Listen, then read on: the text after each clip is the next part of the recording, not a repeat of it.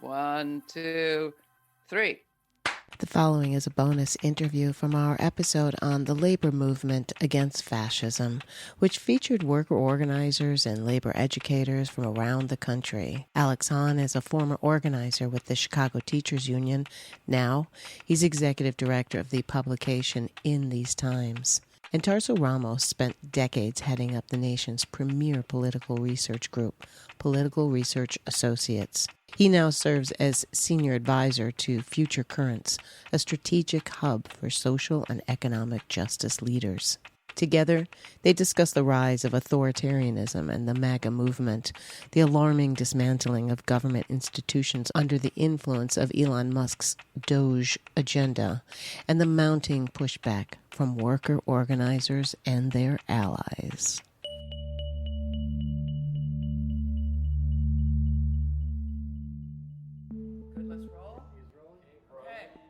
I'm very excited to be sitting with two very special people with an extraordinary sense of both history and this moment, Tarso Ramos and Alex Han. Well, so let's talk about your sense of where we're at to begin. Let's talk about where you think we're at from your point of view. And let's start with you, Tarso. How would you describe the situation in which we find ourselves right now? So, in drawing on the work of a Hungarian sociologist who's been popularized by M. Gessen's work, if we think of three stages of authoritarian acceleration, authoritarian attempt, breakthrough, and consolidation, we've experienced multiple attempts in the United States, most famously or notoriously January 6th.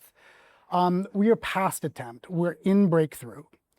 And my assessment is we probably have between 12 and 18 months at the most to try to stop, to forestall authoritarian consolidation, the conditions under which any honest person would say that we are functioning under an autocracy, under an authoritarian regime. So I think we are experiencing, we're in the midst of a coup. Actually, we're in the midst of two coups. The coup that many of us prepared for, right? The authoritarian bloc represented by MAGA with Christian nationalists and libertarians and sectors of the business community, and the Christian right being its largest player, who galvanized around the project of Project 2025 and a few other pieces, set of policy prescriptions, and a strategy to concentrate power in the executive branch and to negate the power of checks and balances from the legislative and the judicial. I think the coup that we did not prepare for was the force accelerator that most people experience as Doge. It's the Musk and Peter Thiel and Mark Andreessen set of actors who are not only lending their support to that, but who have a different end game. They're not so much interested in a strong state through which to advance authoritarian and pro-business or policies, or merely to enrich themselves, although they are enriching themselves. They are not interested in the nation state system. They're interested in wringing the profits out of the public sector, and they're interested in accelerating the demise of civilian governance altogether. They're not interested in a state that mediates between corporate titans like themselves, oligarchs like themselves, and everyday people and workers. They want to cut out the middleman. They're interested in forms of direct corporate domination and rule. And so both of those coups are unfolding in real time, and they're both in cooperation and in competition and tension with each other. The elitists of these tech oligarchs, represented by neo-reaction, which we could talk about, and then the more populist, far-right populist wing, represented by Bannon and Stephen Miller and all of that. So how is that playing out in what you're watching, Alex, and what the reporters for In These Times are covering these days? Well, I would say, and we're talking exactly 1 week after May Day, 2025, where we've seen over the month prior, from April 5th to May 1st, you've seen a real expression out in the street of resistance. You've seen the kind of revitalization of some of the protests that a lot of people, whether they're on the left, the center, wherever, were saying, where are the protests? Where are the protests, right? They've been there the whole time. We've seen them express themselves in a clearer way. I think that some of that is a function of the contradictions that Tarso talks about. You have these competing forces of the right, where the contradictions are deep. There is no real coalitional alignment there. It's something that in a lot of ways, obviously the kind of tech oligarchs project has been a long-term project as well. But I kind of think about some of the moments of the last couple of years that really brought that into clearer synthesis with the MAGA project. I also think in a lot of ways, and this isn't to contradict what Tarso's saying, we see that consolidation with the political project as it exists is going to be extremely difficult. A shorthand way to say it is a 40% approval rating is not a good starting point for hegemonic authoritarianism. And that provides both possibility in the short term of really building a broad-based coalition that it's going to take to defeat both of these kind of blocks on the right. It articulates, I think, also the danger of what comes next, right? And I think it's something that those of us on the left, particularly over the last decade, at least to some degree, there is a recognition that the center can't hold and that we need an actual vision for the future that people can believe in and that we can construct. We don't see that vision right now. We do see the outlines of the coalition that can help to defend, as Tarso said, the next year and year and a half are going to be critical. And so we can kind of see the outlines of what that looks like, in part because of really great work and strategy and thinking, in part because of missteps and overreach, from the other side. So, I think right now it's been a really challenging couple of months, obviously, but we can see, hope and danger in at least equal measure. I'm seeing a lot of people in the streets. Mm-hmm. And a lot of people wondering what their marching orders are, like what exactly to do. Can you just talk a bit about what you're seeing, where you are living and where you're acting and what it signifies to you? Because it's not as if there isn't energy of resistance there. But as you've pointed out, it's not organized. And one has to wonder, well, why at this point?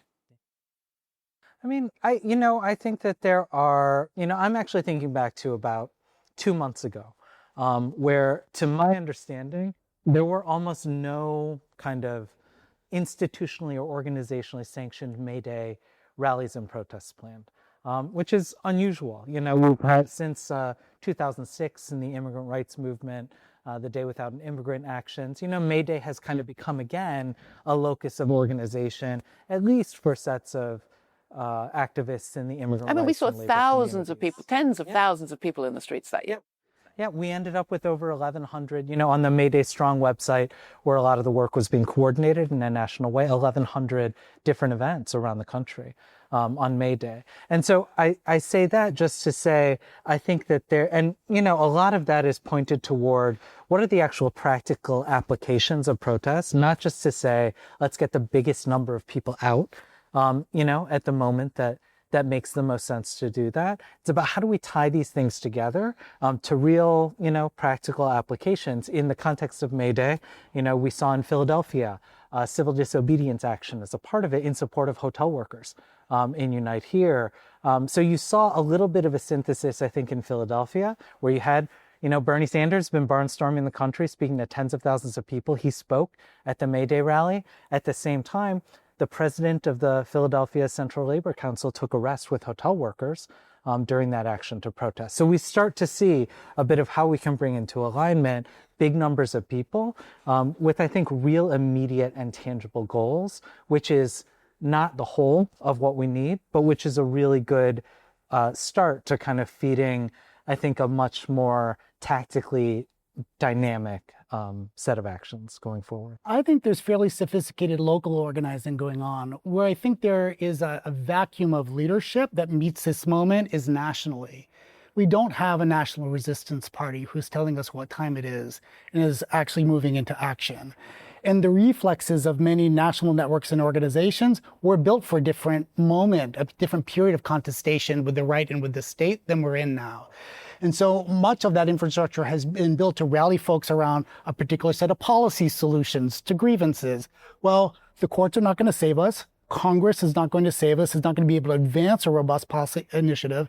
So what's required in this period of contestation are a different set of fights with power that most of our movements and organizations weren't built for. And so we're in this in-between moment where there's enormous energy, there's enormous engagement in the streets, and there's a failure of imagination and of containers of leadership to direct that in ways that can be effective in building power. I really want to hone in on that. And I'm hearing you describe a scenario that I recognize too, of a certain kind of activism in the streets, you might say, of protest, perhaps in the 80s, early 90s, resisting U.S. imperialism internationally, fighting for health care for people with AIDS and others.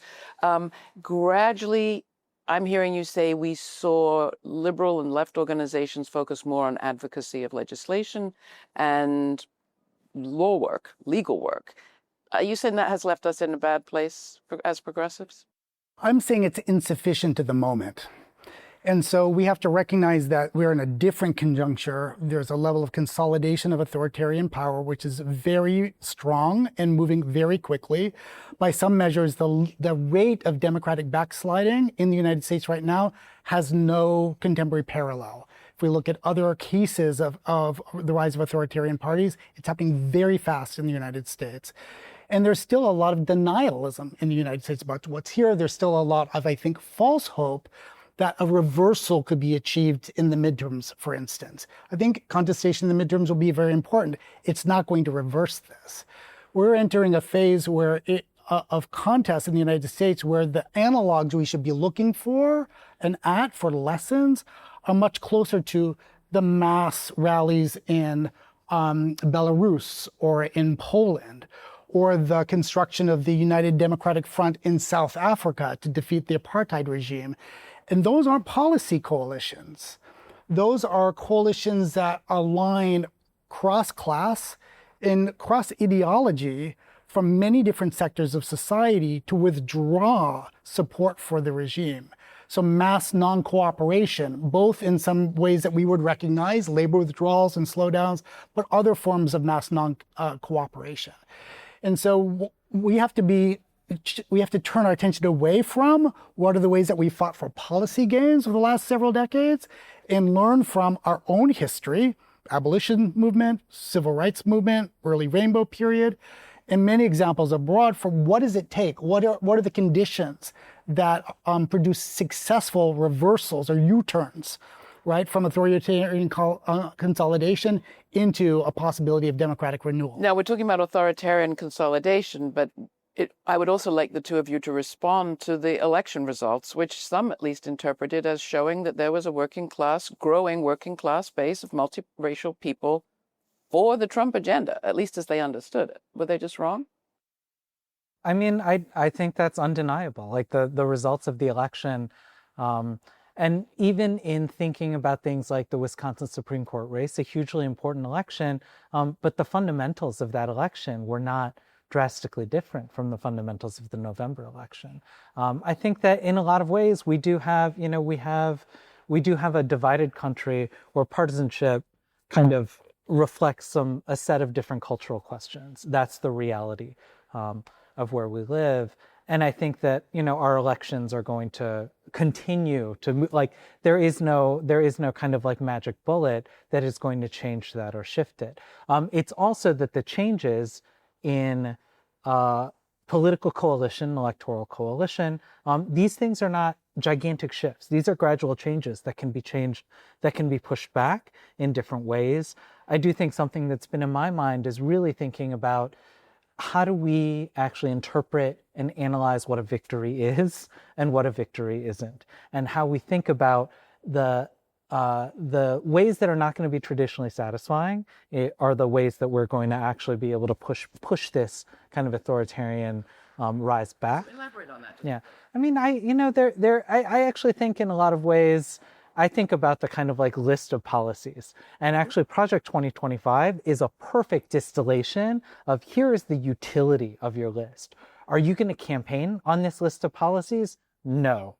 You are going to identify the wedges that drive your political opposition apart, and you are going to relate, sometimes you can relate them to what's in the book. Sometimes you can relate them to what's on the bullet-pointed list of all the things that we want. But a bullet-pointed list is not in and of itself a vision that people are going to understand. And so, I think as people who are very engaged in politics day to day, we tend to think, we're not normal. We are not normal everyday people. And so the kind of like changes and shifts of mindset that regular everyday voters, especially those who show up every 4 years in a presidential election, those are not like deeply felt, beliefs. And so those can be, there is this contestation for a chunk of the electorate. There's contestation for a chunk of people who have dropped out of the electorate. There's a contestation for people who have not come into the electorate yet. And I think that's really what we have to think about. And I think that a lot of those victories, again, they're not going to be satisfying on an ideological level. They are not going to be like a vanquishing of our foes. And so we have to get comfortable talking about what victory actually looks like and what's going to move us forward in the right direction. I would add that without going too deep into the last presidential election, that Trump certainly benefits from a mass base. There's probably a consolidated 40 million person bloc in the United States, which is pro-authoritarian, believes that the exercise of political violence is totally legitimate to accomplish their goals. And then he had benefited from a global phenomenon of the crisis of legitimacy of the economic and political order. And ruling parties around the country took hits. And that's far-right parties like the BJP, the Hindu fascist party that governs India, to neoliberal parties like Macron in France, sending that country into political crisis in terms of a governing coalition. And Trump benefited from that. There was a certain level of throw the bums out, right, that really helped Trump in that period of time. So there were a lot of things that were going on there. Now, a couple of things, to Alex's earlier point, a 40% approval, rate in falling is nothing to build a lasting regime around. Well, there are a couple of problems then. There are a couple of directions that could go. I think that's exactly right. And those numbers are going to fall, and they're going to fall, including because of the economic destabilization that the Trump regime is causing. And I think we're only beginning really to feel the ripple effects of the supply chain issues, right? And the mass firings and dislocations that are going to touch every corner of this country and every constituency, regardless of whom they voted for at the top of the presidential ticket. And those are going to create tremendous organizing opportunities for us. They're also going to create incredible incentives for repression from this regime in order to hang on to power. And I think we have to believe the regime is willing to exercise extraordinary repression in order to hang on to power.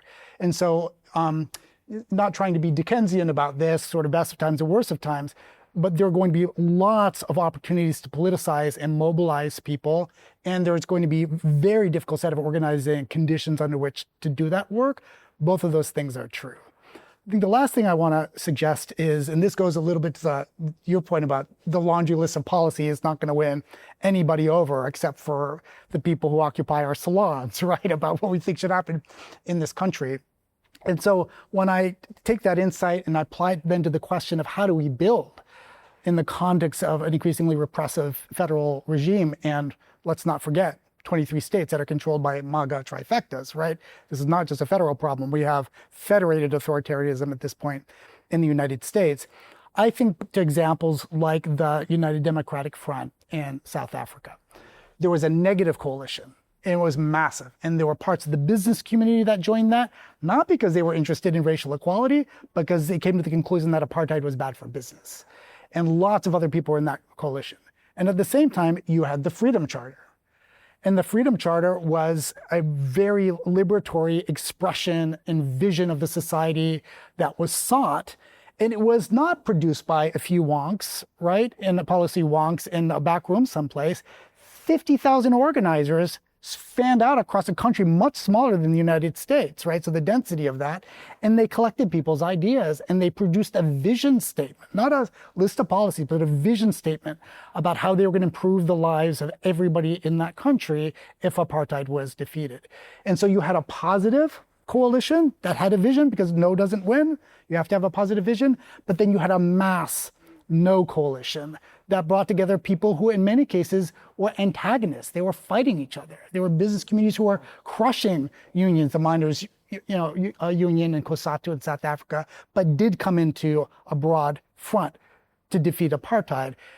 Though that kind of orientation is outside the lived experience of most of the people in this country who are actually responsible for leading organizations, and we're going to have to learn. We're going to have to socialize those lessons in order to advance into a different period and modality of power building in the United States. Well, is that why you're here at a labor conference, looking for that kind of thinking and organizing?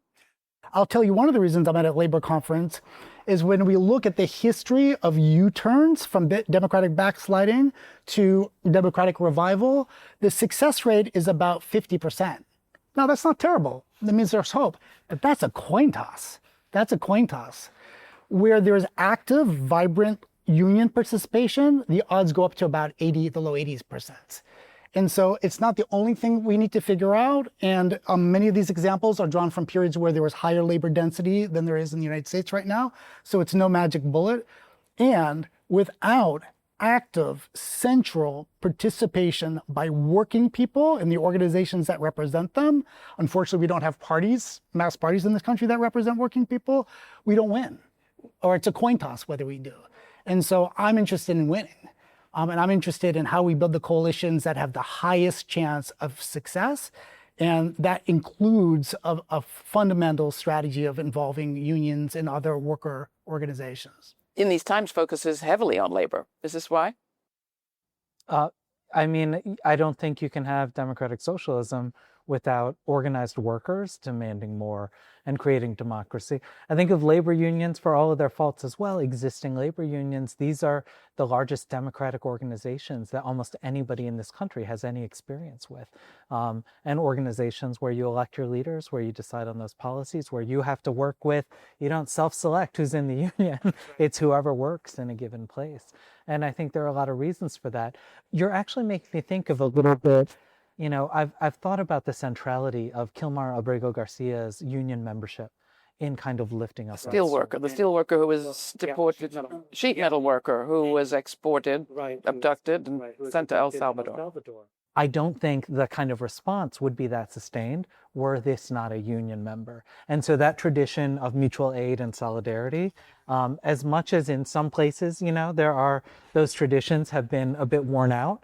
I think those are things that can be re-energized. It was so inspiring to me when I saw a video from the National Association of Building Trades Unions, saw the president say, we have to bring our brother back, and you saw everybody in the room stand up and cheer. And those are the moments that make me, you know, it really is like the centrality of those organized workers is something you can't. Well, I want to go exactly there.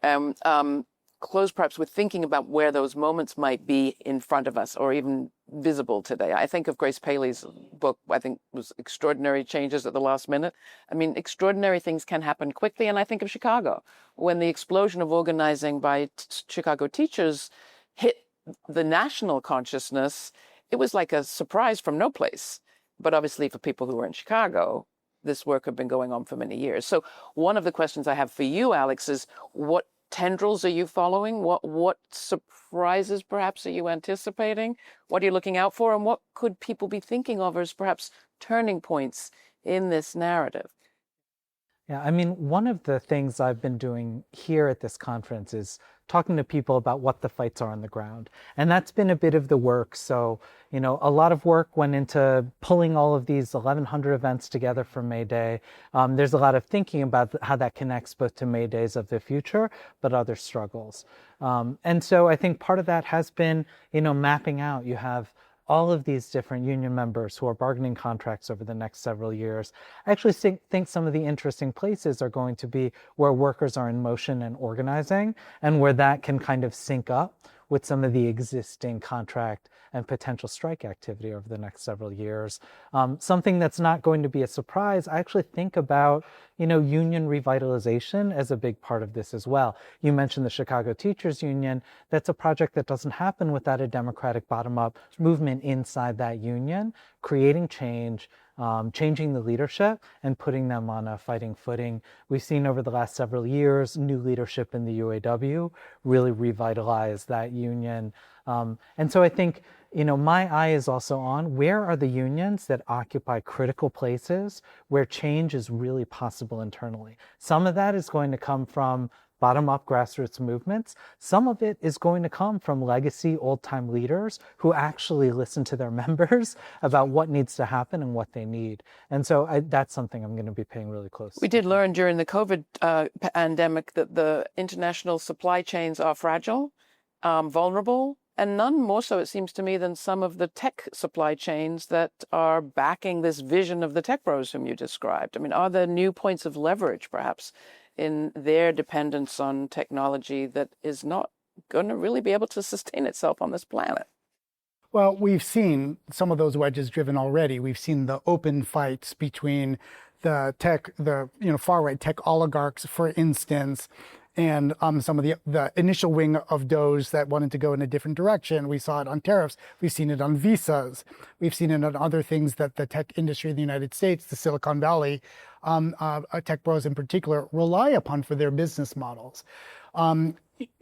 A good example is Musk's exposure in China. His largest factory in the world is in China. He's not interested in these tariffs. And so there are, as Alex said earlier, these deep rifts and contradictions within that coalition, which are pretty tenuous.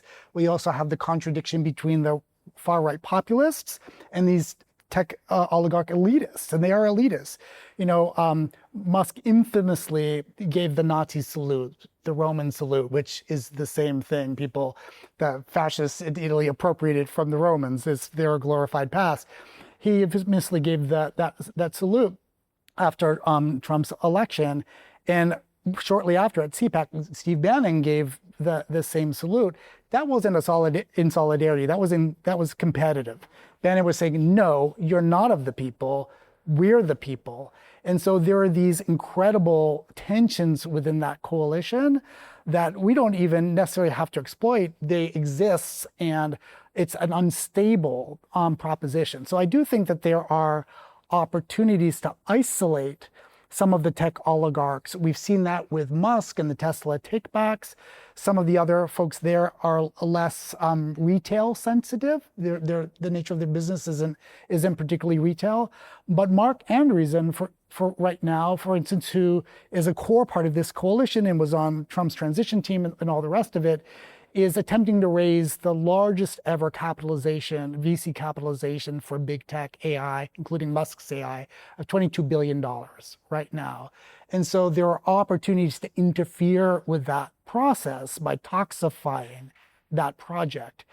So I do think there are vulnerabilities, and we have to be incredibly creative about how we exploit them.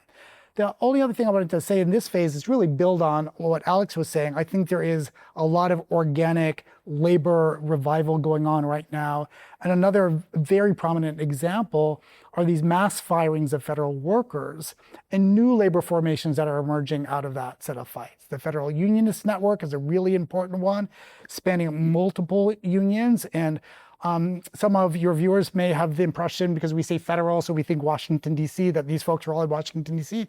These are people all over the country, right? In very small town and rural parts of the country, in cities all over the country, across the South. In many cases, high concentrations in states that went for Trump. And so the impact of that is tremendous. And there are many federal workers who really did not see themselves as militant or particularly political in their work through their unions. Many of them are disallowed from striking and so forth. There is the real potential that Trump and Doge and the rest of them have poked a sleeping bear. Because now you have tens and hundreds of thousands of workers who are angry, and they're angry not only because of the tax on them individually, but because they're public servants and they believe in the services that they're providing. They believe in providing Medicaid and Medicare, right? They believe in providing occupational safety and health. They believe in keeping our kids from being poisoned by the mass food industry and all of these things, and they're angry at the dismantlement of that. So I do think that there is tremendous energy, not all of which is being expressed on the streets yet. And so we are moving into a period of increased disruption by the regime, of the economy, of politics, of every institution, from universities to businesses, right, to media. But we're also moving into a period of mass dissatisfaction with those disruptions. I think it's going to be a very hot summer. So last question, how do each of you stop from getting numb? I think when it comes to Trumpism, it's been with us for so long now that one almost begins to just feel this again. Oh, you have that. I can't believe he did. Well, of course I can't believe. And there's, as Becky Pringle said, one of the weapons of authoritarianism is not just demeaning and disparaging, but also the depression and despair that people feel. So labor organizing requires that you constantly remain angry at the boss. How do you keep your ire up? Who wants to go first? I mean, I'll say a conference like this, a year ago, it would have been great to have, but would have had much lower engagement. I think of even public events that in these times is done in Chicago, where we might say, I think like 30 people will show up and 80 people show up. There's a real hunger, and not just from the usual suspects, right? I remember going out, to the Hands Off rally in downtown Chicago on April 5th, and just being amazed, just being awash in tens of thousands of people who I didn't know. And there are so many instances, I think, of all of these times where I've shown up at a protest and I know every single person there. And when that happens, I know we're not winning today. Yeah. And so, I think part of it is really just kind of stepping out into the world and seeing whether that hunger happens in small ways, whether it's about, I love to read quotes from the Bernie and AOC rallies of people saying, I didn't vote for Bernie. I don't even really like him, but he's out here doing something, so I'm going to go show up. And that's really a set of people, I think a layer of people who are getting activated and engaged. As you've said, they need leadership, and there are things, there are deficiencies that we have in how we move forward, but we can see them and understand them and address them. People are in motion. They need leadership and direction and strategy. And that is a much better situation to be in than one where people feel demobilized much more broadly. I think in this country, not to sugarcoat, and I don't think we've been, the conditions, which are truly dire, I do believe that there is a anti-authoritarian and pro-democracy majority. And so that's an incredible opportunity to build the containers that allow it to behave as a majority and to win on the basis of that. I think back to other really challenging phases in American history. I think about the abolitionist movement, right? And I liken our challenge in this period to that. We not only need to defeat, as they did, slavery, we need to build the power to do that, and on the momentum of that gain, to usher in a new progressive period of possibility, right? Out of the defeat of slavery, we get the first experiments in multiracial democracy in the history of the United States with Reconstruction. Same with the long civil rights movement. It not only eviscerates legal white supremacy and the white monopoly on political power, it ushers in a fundamentally new period that redefines the meaning of citizenship. Who gets to be a citizen? To whom is government responsible? Indeed, who has the right to govern in this country? Completely changed by that. Here we are in another very difficult cycle where our job is not only, not a small task, to defeat authoritarianism and fascism in the U.S. and its tentacles around the globe, but to do it in a way that builds momentum to usher in a new cycle of progressive politics in society that wins a multiracial, feminist, and worker-centered democracy that we would want to live in and we would want our descendants to live in. And that's a big job. It happens that it's come up on our watch. And so we have to just get to it in any way we can. I think I heard marching orders. Tarso Ramos, Alex Han, thank you so much for being here. Thank you, Laura, for all you do. Thank you, Laura.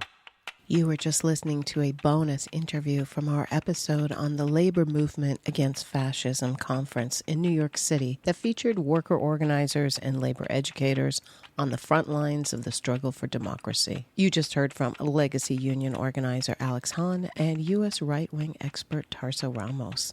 You'll find information on both of our guests and links to related episodes in the description of this podcast. Please hit the subscribe button wherever you get this podcast. And if it's Apple Podcast or Spotify, please write a review, and Laura may share it in a future episode. This show is made possible thanks to our member supporters. Please consider making a one-time donation or make it monthly. All the details are at lauraflanders.org/donate.